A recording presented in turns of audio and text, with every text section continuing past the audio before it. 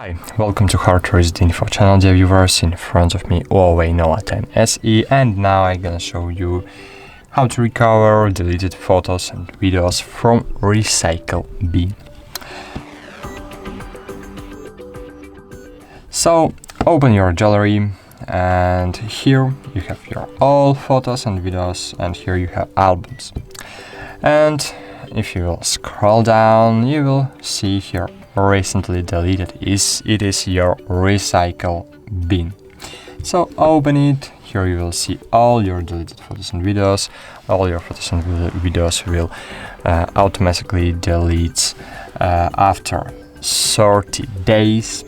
And you can clear all or recover. To recover everything from the recycle bin, just open image or video from recycle bin and click restore, and as you can see, my photo was successfully restored.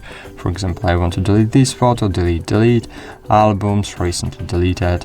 Here I have deleted photo, click restore, and here, as you can see, I have my photo again. That's it. Thanks for watching this video. Subscribe to our channel, like this video and comment this video. Bye. See you.